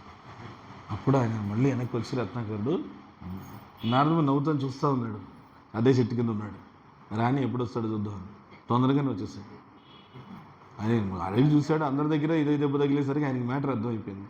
ఇంకా అందరి మరీ 3-4 దగ్గర అయితే చెప్పుతో కొట్టించుకున్నాం, అందరి దగ్గరే చెప్పుతో కొట్టించుకుంటే చెండాలంగా అనేసి ఆయన వచ్చేసాడు. ఆయన వచ్చేసి ఏం తలకాయించుకొని అట్లా బాధగా వస్తున్నారు, నా పాపకర్మ తీసుకోవడానికి అదేం పాపమో కానీ ఎవరు సిద్ధంగా లేరని. మరీ అంత పాపాత్ముడినా? మరి ఏం లేదు, నీ పాపకర్మలన్నీ తీసుకునేదానికి ఒకరు సిద్ధంగా ఉన్నారు. ఎవరున్నారు అని అంటే అప్పుడు చెప్పాడు, ఆయన ఎవరు అనేది నీ నోటితోనే పలికిస్తాను చెప్పు అని చెప్పేసి రామా అని చెప్పారు. మీరంటే భక్తులు చెప్పారు, రత్నాకరుడు అదేదో కొరకరాని పొయ్యి అన్నట్టు, నమలడానికి ముళ్ళు అన్నట్టు, నాలికలేదో ముళ్ళు గుచ్చుకున్నట్టు పలకలేకపోయాడు. నారదముని వెంటనే అర్థం చేసుకున్నాడు, ఆచార్యుడు కదా ఆయన అర్థం చేసుకుని, వీడు రామాని పలికేంత పుణ్యం కూడా లేదు వీడి దగ్గర, ఆ మాత్రం మినిమం పైటీ కూడా లేదు వీడి దగ్గర. అది అర్థం చేసుకొని వద్దు లేకుండా మరి ఇక 4 సాగదీ మాకు ఊడిపోద్దు వదిలేసి అని చెప్పి చూసి దాన్ని ఏమంటారు చెట్టుని సంస్కృతిలో మర అంటారు. దాన్ని ఏమంటారంటే ఆ మర, అది చెప్పు చాలే, నువ్వు రామాని చెప్పి 4 సాగ తీసుకొద్దునైనా అది చెప్పు చాలండి. సరే అలాగే మర మర మర మర మర మరామ మర మర మరాం రామ రామ రామ రామ రామ రామ రామ రామ రామ.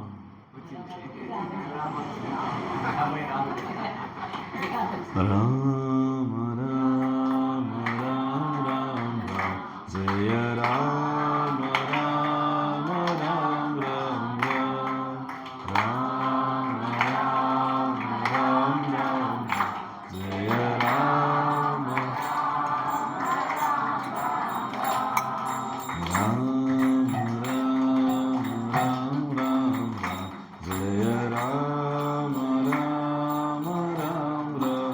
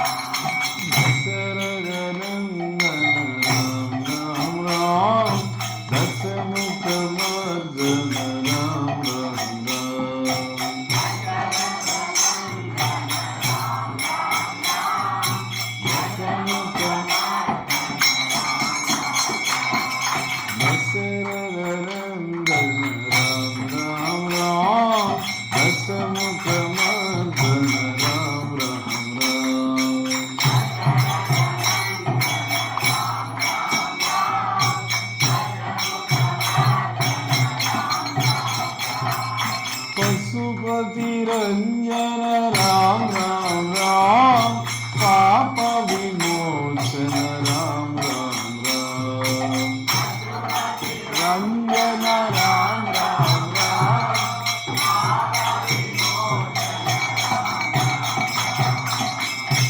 पशुपति रंजन हु इज पशुपति शिवुడు पशुपति పశుపతి రంజన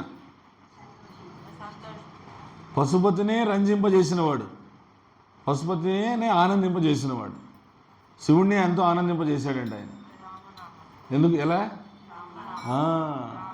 మళ్ళీ భద్రాచలం పోయి రావాలి ఇప్పుడు సదాశివుడు నేను సదా భజించడి సదానంద నీ నామమే రుచిరా తోరుచి ఎంతో రుచి ఎంతో రుచిరా అరయ భద్రాచల శ్రీరామదాసుని ఏలిన నీ నామమే రుచిరా శ్రీరామ నీ నామంతో రుచిరా ఎంతో రుచి ఎంతో రుచి ఎంతో రుచిరా ఓ రామ నీ నామంతో రుచిరా ఎంతో రుచి ఎంతో ఎంతో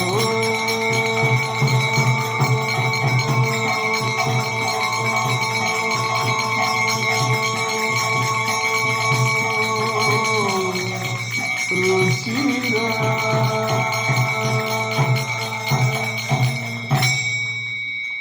ఏది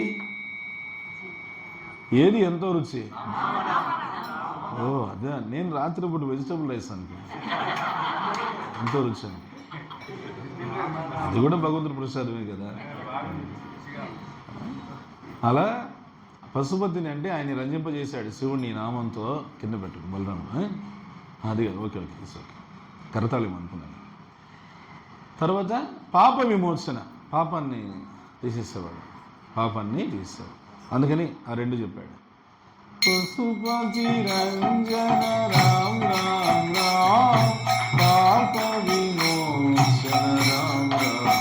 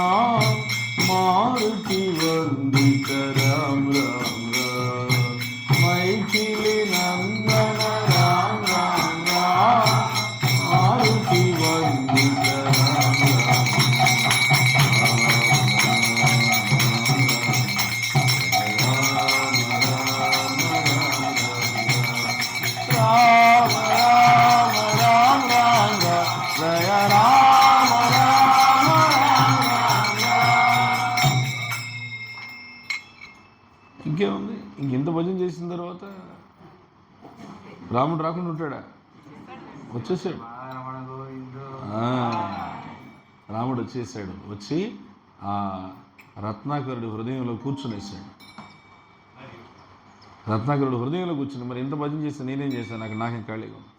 అక్కడ నేను ఆల్రెడీ బోల్డ్ అంతసార్లు చెప్పేసాను నారద మనకి ఏమని, నాహం తిష్టామి వైకుంఠే హృదయన యోగినాం హృదయేశ్వ మద్భక్త ఎత్ర గాయంతి తత్ర తిష్టామి నారద. నారదమునికి నేను ఆల్రెడీ ఎప్పుడో చెప్పేశాను. అప్పుడేమైంది, ఆయన పేరు కూడా మారిపోయింది, వాల్మీకి అని చెప్పి. రత్నాకరుడే ఆయన అద్భుతమైనగా రామాయణాన్ని మనకి ఇచ్చారు. సో అందుకనేమంటే మనం భగవంతుడు ఎవరు అనేది స్పష్టమైన అవగాహన కలిగి ఉండాలి. శ్రీకృష్ణ జన్మాష్టమి పర్వదినం దగ్గరికి వస్తుంది కాబట్టి మనం గుర్తుపెట్టుకోవాల్సిన విషయం.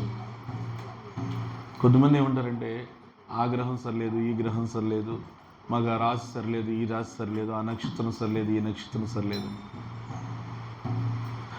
బృందావనంలో ఒక భక్తుడు ఉన్నాడు, ఆయన పేరు స్వామి హరివంశ్. స్వామి హరివంశ ఆయన చాలా గొప్ప భక్తుడు. ఆయన ఎంత గొప్ప భక్తుడు అంటే ఆయన్ని కీర్తిస్తూ ప్రబోధానంద సరస్వతి ఆయన మీద ఒక శృతి రాశాడు, స్వామి హరివంశాష్టకం అనేసి. ఆ హరివంశి చెప్తున్నారు, కృష్ణుడి భక్తి ఎంత గొప్పదంటే ఈ ప్రపంచంలో కృష్ణ భక్తి తీసుకున్న వాళ్ళు ఎంత అదృష్టవంతులు అనేదాన్ని చెప్తూ, మామూలుగా ఒక్కొక్క వ్యక్తికి మీరు చూపించుకుంటే జాతకాలు ఒక్కొక్క గ్రహం అశుభ స్థానంలో ఉంటుంది, లేదా 2 గ్రహాలు అశుభ స్థానాల్లో ఉంటాయి. అందుకనే రాహుకేతు అశుభ స్థానంలో ఉంటే అక్కడికి పరిగెత్తాలి, శుక్రుడు అశుభ స్థానంలో ఉంటే ఇక్కడికి పరిగెత్తాలి, శని అశుభ స్థానంలో ఉంటే అక్కడికి పరిగెత్తాలి అని వెళుతూ ఉంటారు. సో ఏమి అసలు ఎవరిని నమ్మకుండా ఉండేదానికన్నా అది ఓకే, మంచిదే కాదనడంలో. కానీ స్వామి హరివంశం ఏమంటారంటే, నాకు అలా 1, 2, 3 గ్రహాలు వద్దు, 9 గ్రహాలు అశుభ స్థానంలో పెట్టి అది నాకు ఇవ్వండి. 9 నవగ్రహాలు అసలు అన్ని అశుభ స్థానాల్లో ఉంటే వాడి జీవితం ఎట్లా ఉంటుంది ఆలోచించుకోండి. 1, 2 గ్రహాలు అశుభ స్థానంలో ఉన్నందుకే గింగిలు పట్టుకొని తిరుగుతూ ఉంటాడు. 9 అశుభ స్థానాల్లో పెట్టి ఇవ్వండి. ఏమని ఆయన చెప్తున్నాడు స్వామి హరివంశం, 12 చంద్ర కృతస్థల మంగళ బుద్ధ విరుద్ధ సో గురు భాక యది దశమ భవన భృగుసుత మంద సుకేతు జనమకి అంక అష్టమ రాహు చతుర్థ దివామణితో. అంటే ఇవన్నీ ఏంటంటే 9 నవగ్రహాలకు అశుభ స్థానాలు ఇవన్నీ. 12 చంద్రుడు 12లో ఉంటే అశుభం.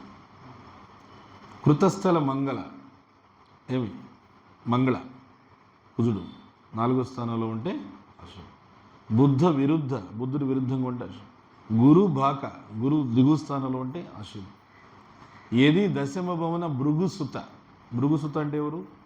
శుక్రుడు. ఆయన 10వ స్థానంలో ఉంటే బ్యాడ్. మంద సుకేతు జనమకే అంక.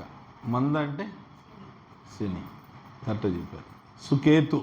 కేతు మంద శని కానీ కేతు కానీ 1వ స్థానంలో ఉంటే అశుభం. అష్టమ రాహు 8వ స్థానంలో ఉంటే అశుభం. చతుర్థ దివామణి అంటే సూర్యుడు, ఆయన 4వ స్థానంలో ఉంటే అశుభం. ఇవి అశుభ స్థానాలు చార్ట్లో. మరి హరివంశం ఏమంటారంటే 9 కూడా అశుభ స్థానం పెట్టి ఆ చార్ట్ నాకు ఇవ్వండి.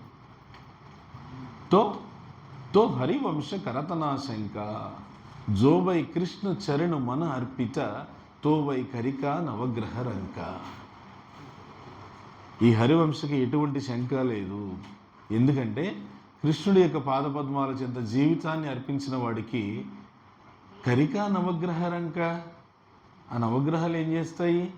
ఇక్కడ అనుగ్రహాలు వచ్చేస్తుంటే ఒక పక్క, అవునా? నిన్న సాయంకాలం నుంచి అనుగ్రహమా కాదా? అనుగ్రహమే అనుగ్రహం. గ్రహం నిన్ను అనుసరిస్తుంది. కాబట్టి జీవితంలో నువ్వు గ్రహాన్ని నమ్ముకున్నావా, అనుగ్రహాన్ని నమ్ముకున్నావా అనేది నువ్వే పరీక్షించుకోవాలి.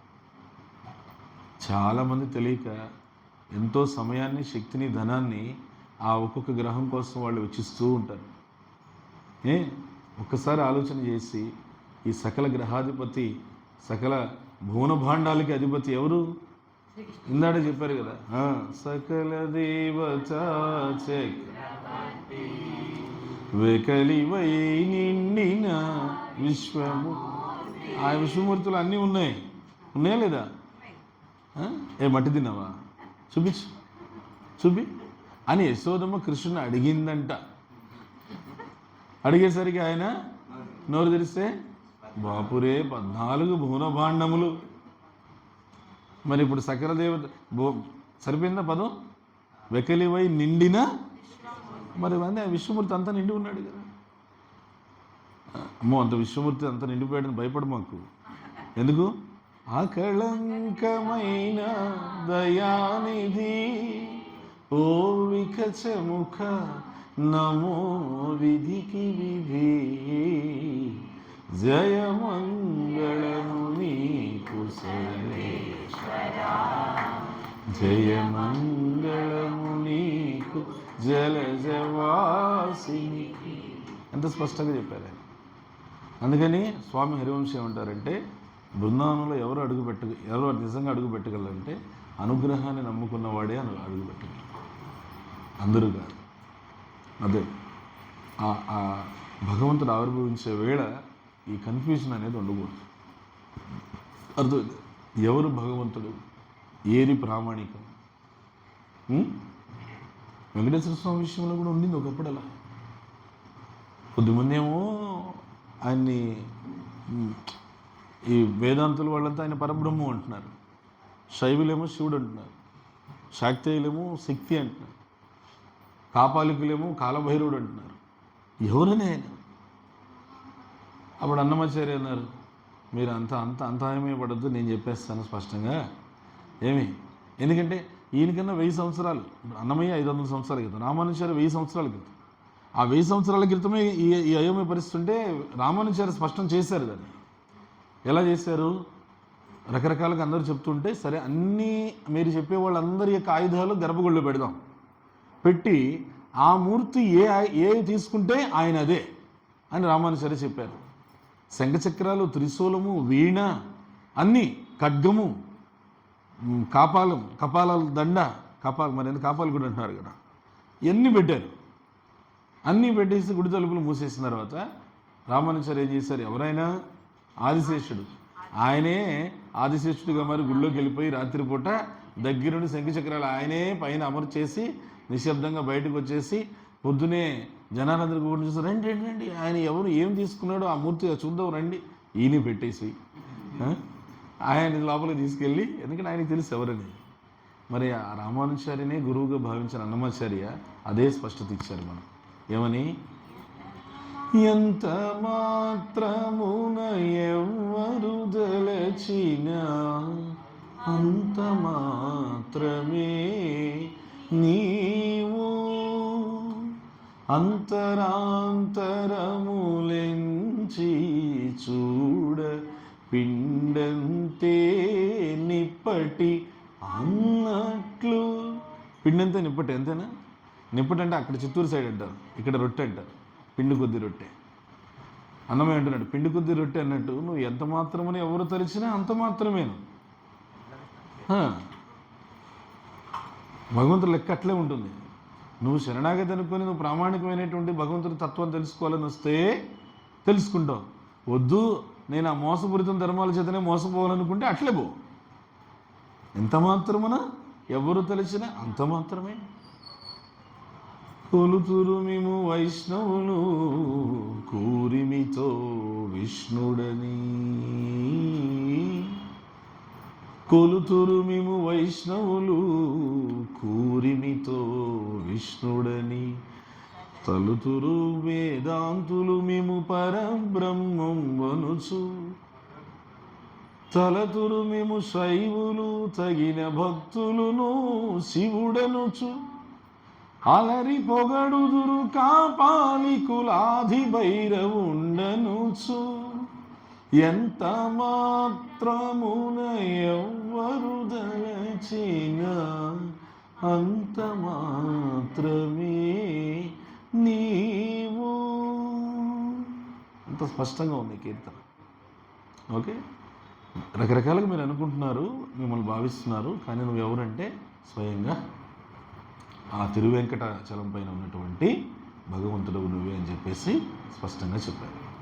కాబట్టి ఎవరు భగవంతుడనంటే బృందావనంలో స్వామీజీ ప్రభుపాదుల వారు ఉన్న సమయంలో బృందావనంలో ఇద్దరు పెద్ద పండితులు తలపా గండ పెండేరాలు ఇవన్నీ పెట్టుకొని వచ్చారు, చెద్దర్లు అంతా వేసుకుని. వచ్చిన తర్వాత ప్రభుపాదుల వారు చూశారు. చూసిన తర్వాత రండి రండి అని, పండిట్స్ రండి, పండిట్జీ ప్లీజ్ కమ్, చెప్పండి భగవంతుడు ఎవరు చెప్పండి. పెద్దగా ఎక్కువ డిస్కషన్ అవసరం లేదు. భగవంతుడు ఎవరు చెప్పండి. భగవంతుడు అంటే ఆ భగవంతుడు అనేటువంటిది అదొక పెద్ద తత్వం. అది చాలా నిగూఢమైనటువంటి, లోతైనటువంటి, ప్రగాఢమైనటువంటి, ఎంతో విశేషమైనటువంటి, నిర్విశేషమైనటువంటి, సశేషమైనటువంటి తత్వం. ఒరే ఆపంటారు, అరే మాటలు కరడి ఆపంటారు. రే భగవంతుడు ఎవరు చెప్పండి ఫస్ట్. ప్రభుపాదుల వారు I'm asking who is the supreme lord అని అంటే భగవంతుడు ఫలానా అని చెప్పి ఇంక రెండో వాడు, ఇప్పుడు మొదటి రోజు అయిపోయింది, వాడిది అయిపోయింది, ఇంక రెండో వాడు దుకాణం. భగవంతుడు ఎవరైనా ఫలానా మనం ఇతమిత్తంగా ఎలా చెప్పాలని అంటే అలా మనం చెప్పలేమేమో. ఎందుకనంటే ఇతమిత్తంగా భగవంతుడు అని అంటే ఇలానూ చెప్పచ్చు, అలానే చెప్పచ్చు, ఆ విధంగానూ చెప్పచ్చు, ఈ విధంగా. వద్దు నేను ఏ విధంగా చెప్పను, సంగతి సైలెంట్ అని. ఒక చిన్న గురుకుల పిల్లాడు, అమెరికన్ పిల్లాడు, చిన్న బాబు అట్లా దారిలో పోతున్నట్టే ప్లీజ్ స్టాప్ అని చెప్పేసి ఆ పిల్లవాడిని పిలిచారు ప్రభుపాదులు. పిలిచి హూ ఈజ్ సుప్రీం లార్డ్ అన్న, భగవంతుడు ఎవరని. ఆ పిల్లవాడు చక్కగా చేతులు కట్టుకొని ప్రణామం చేసి ప్రభుపాదుల వారికి Krishna is the supreme personality of God head అనేది. ప్రభుపాదుల వారు నేర్చుకుంటారా, పిల్లలు చూసి నేర్చుకుంటారా మీరు? అది చాలా సౌమ్యంగా చెప్పారు. పిల్లలు చూసి నేర్చుకోండియా, ఇంకెప్పుడు నేర్చుకుంటారు. చిన్న బిడ్డ భగవంతుడు ఎవరు అని అడిగితే చక్కగా స్పష్టంగా చెప్పాడు. మిమ్మల్ని అడిగితే ఏదో నార సాగదీస్తారే తప్ప నీరు పోయిరు మీరు. నార సాగదీస్తారే కానీ నారాయణ అని మాత్రం అనరు. అమ్మా నారాయణ అని మాత్రం అంతే. మరి శాస్త్రం ఏం చెప్తుంది? అంతే నారాయణ స్మృతి. ఆ అవగాహన ఉన్న వాళ్ళు ఎవరో పిల్లలు వాళ్ళ తండ్రి చనిపోయేటప్పుడు వాళ్ళు ఆలోచన చేశారండి పిల్లలు. ఏమని, మన నాయన జీవితంలో ఒక గుడికి పోలా, ఒక పుణ్యక్షేత్రం పోలా, ఒక దాన ధర్మం చేయలే, ఒక జపం చేయలే, ఏ ఉపవాసం చేయలే, ఇప్పుడు చూడు డబ్బు డబ్బు డబ్బు ఇదే పడి అయిపోయింది జీవితం, అయిపోయింది.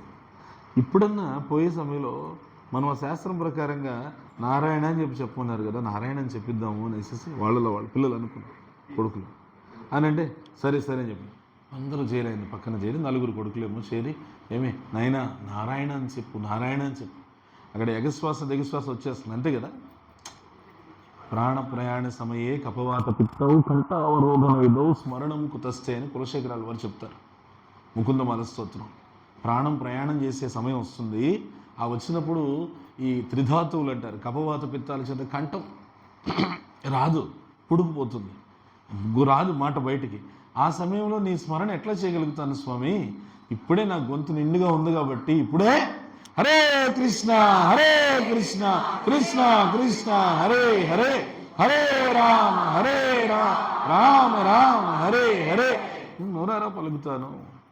ఇప్పుడే చేతుల్లో శక్తి ఉంది కాబట్టి బాగా కరతాలు కొట్టి మృదంగాలు కొట్టి సేవ చేస్తాను, పూలు కట్టి వంటలు చేసి అలంకారాలు చేసి అభిషేకాలు చేసి. అవునా? ఇప్పుడు శక్తి ఉంది, ఇప్పుడే కాళ్ళలో శక్తి ఉంది కాబట్టి పుణ్యక్షేత్రాలు, తీర్థయాత్రలు, ప్రదక్షిణలు, పరిక్రమలు లాంటివి చేస్తాను.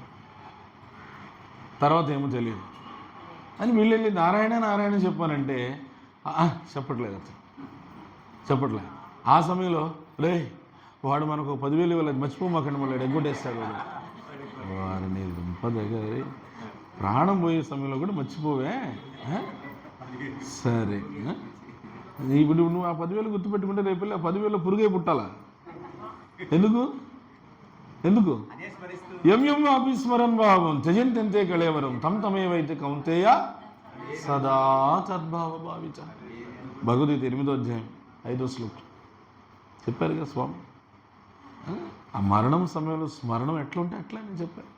అందుకు వీళ్ళు తపన పడుతున్నారు పిల్లలు బాబు. ఇంక మళ్ళీ చెప్పారు ఆయనకి, సరే ఈ నారాయణ అని చెప్పే రకం కాదు, ఇది అర్థమైపోయింది. పోనీ మనం గోగునారు పట్టరంటారు. రై గోగునారు పట్టుకొస్తే అది చూపించి ఇదేంటని చెప్పమంటే నారాయణ అని అంటే నారాయణలో సగం అన్నా చెప్పినట్టే కదా, భగవన్నామం సగం చెప్పిన పుణ్యమన్నా కట్టుకొని వెళ్తాడేమో పోనీ అట్లా కూడా అని చెప్పేసి గోగునారు తీసుకొచ్చారు. గోగునారు తీసుకొచ్చి, నాయన ఇదేంటో చెప్పు, ఇదేంటో చెప్పు, ఇదేంటో చెప్పు, ఇది మాకు తెలియట్లా, చెప్పు ఇదేంటో చెప్పు అంటే, రే అది పీచురా అని చచ్చిపోయాడు. మరి పోయాడు రా, ఇంకేం చేసేదేమో, పీచు అని పోయాడు. ఇంకే ఆ పీచు అని ఎక్కడ పోయి ఉంటాడు ఇప్పుడు?